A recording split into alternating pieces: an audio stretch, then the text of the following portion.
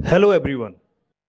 AHC academy में नीट repeaters end foundation की classes start हो चुकी हैं। बहुत बच्चों ने रजिस्टर कर लिया हुआ है और क्लासेस अटेंड करनी स्टार्ट कर दी हैं। सीट्स बहुत लिमिटेड हैं। जल्दी से जल्दी AHC एकेडमी विजिट करें। मालेगाव महापालिका क्षेत्रातील अवैध कत्तलखान्यांच्या माध्यमातून जनावरांची जी कत्तल केली जाते आणि त्या माध्यमातून रक्तमिश्रित सांडपाणी हे त्या ठिकाणी असलेली मोसम नदी आणि गिरणा नदीच्या संगमात सोडलं जातं। हिंदू संस्कृतीमध्ये सभापती महोदय ज्या पद्धतीनं नदीला आईचं महत्त्व आम्ही सगळे देतो, आपण सगळे देतो, आणि जर का अशा पद्धतीनं अवैध कत्तलखान्यांच्या माध्यमातून अशा हे पात्र अपवित्र करण्याचं काम होत असेल तर हिंदू धर्मियांच्या भावना यात भडकलेल्या आहेत आणि जातीय सलोखा त्या ठिकाणी कुठेतरी विस्कळीत होऊ शकेल अशी स्थिती तयार झालेली आहे। महापालिकेच्या माध्यमातून 27 व्यावसायिकांना आतापर्यंत सूचना देण्यात आल्या आहेत की जर का अशा प्रकारे या कत्तली होणार असतील तर त्यात जे काही रक्त तयार होतं ते आपण एखाद्या ड्रम मध्ये जमा करावं आणि त्याची प्रक्रिया जी काही स्टँडर्ड आहे की ज्या पद्धतीने MPCB कडे पाठवून त्यातले जे काही चुकीचे कंटेंट्स आहेत ते काढून त्यानंतर प्रक्रिया करून ते पाणी डिस्पोज केलं पाहिजे। पण तशा प्रकारे कुठल्याही प्रकारच्या गोष्टींचं पालन त्या ठिकाणी होत नाहीये आणि त्यामुळे या अनुषंगाने त्यांच्यावरती अजून कुठलीही कारवाई सूचना दिल्या पण 27 व्यावसायिकांवर कुठल्याही प्रकारची कारवाई झाली नाही। तर पहिला प्रश्न माझा आहे की या विषयामध्ये या व्यावसायिकांवर आपण कारवाई करणार का?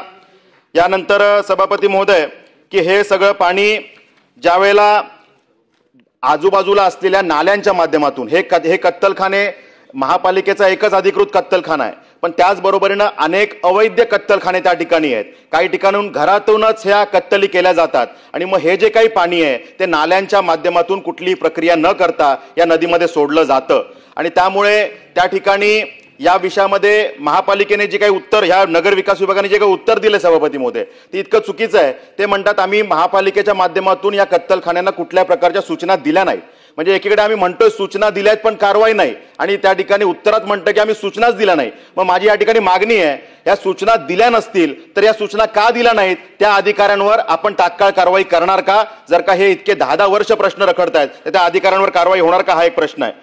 सभापती महोदय हे जे काही अवैध कत्तलखाने चालतायत हे तात्काळ बंद करण्याच्या कारवाईची माझी मागणी आहे। हे अवैध कत्तलखाने कधीपर्यंत बंद होणार याचं टाइम बाउंड उत्तर अपेक्षित आहे। त्यामुळे या विषयातली एक मागणी आहे आणि हे जे व्यावसायिक आहेत या व्यावसायिकांवरती आपण काय कारवाई करणार आणि ज्या अधिकाऱ्यांनी याला पाठीशी घालण्याचं काम केलंय त्यांच्यावरती काय कारवाई करणार हे 4 प्रश्न आहेत। सभापती महोदय अजून एक यामध्ये गोदावरी नदी पात्राचा विषय की नाशिकला आपण सगळेजण सिंहस्थ कुंभमेळ्याला त्या ठिकाणी साकारायला समोर चाललोय आणि अशा वेळेला गोदावरीच्या पात्रात सुद्धा अशाच प्रकारच्या कत्तलखान्यांच्या माध्यमातून पाणी हे नदी पात्रात सोडलं जातंय आणि त्या ठिकाणी मी आपल्याला ज्या विषयाचा पेनड्राईव्ह देणार आहे। उत्तरात म्हटलं की गोदावरीच्या पात्रामध्ये असं कुठल्याही प्रकारचं पाणी येताना दिसत नाही, अशा तक्रारी आलेल्या नाही। मी आपल्याला पेनड्राईव्ह या सभागृहात सुपूर्त करतोय की ज्यामध्ये आपल्याला दिसेल की कशा पद्धतीनं या पाण्यामध्ये पाण्याला अपवित्र करण्याचं काम हे त्या ठिकाणी केलं जातंय। त्यामुळे गोदावरीच्या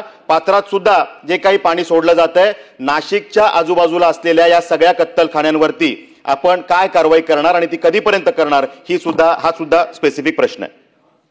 सन्मान्य सभापती महोदय, सन्मान्य सदस्यांनी मालेगाव परिसरातील कुरेशी मोहल्ला ते सरदार चौक या भागातल्या कत्तलखान्याच्या संदर्भातला प्रश्न या ठिकाणी मांडलेला आहे। त्याच्यामध्ये सगळ्यात महत्त्वाची बाब अशी आहे की ज्यावेळी कत्तलखाने हे चालू ठेवले जातात अनधिकृत त्याच्यावर कारवाई करावी अशी अपेक्षा असते, पोलिसांकडून अपेक्षा असते आणि काही ठिकाणी कारवाई देखील झालेली आहे। परंतु आज या लक्षवेधीच्या अनुषंगाने पोलिसांना देखील सूचना दिल्या जातील की ज्या ठिकाणी अवैध कत्तलखाने सुरू आहेत त्यांच्यावर तातडीनं कारवाई झाली पाहिजे।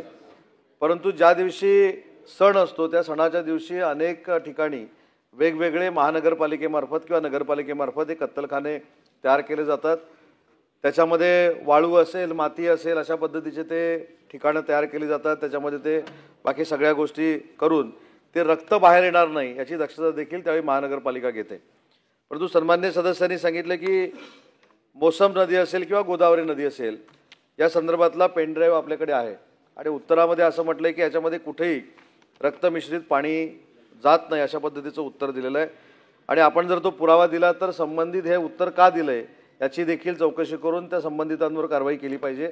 कारण सभागृहामध्ये उत्तर देत असताना अशा पद्धतीचं उत्तर देऊन वेळ मारून नेण्याची पद्धत जर पुढे गेली तर कुठच्याच गोष्टीला न्याय मिळणार नाही, याच्याशी देखील आम्ही सगळे सहमत आहोत। त्याच्यामुळे त्याच्यामध्ये दुमत असण्याचं काही कारण नाही।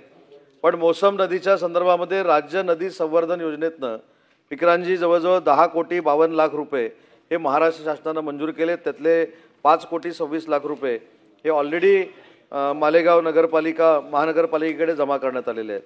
आणि ज्याचा कुंभमेळ्याचा उल्लेख सन्मान्य सदस्यांनी इथे केला त्याच्या संदर्भात रक्तमिश्रित पाणी सोडण्यात आलेलं नाही असं जरी उत्तर असलं तरी आपण तो पेनड्राईव्ह द्यावा, ती माहिती द्यावी, त्याची सखोल आपण चौकशी करू।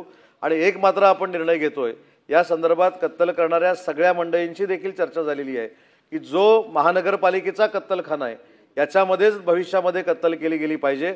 सण असू देत किंवा अन्य काही गोष्टी असतील तिथंच त्या सगळ्या गोष्टी झाल्या पाहिजेत, अशा पद्धतीचा निर्णय देखील महानगरपालिकेने घेतलेला आहे।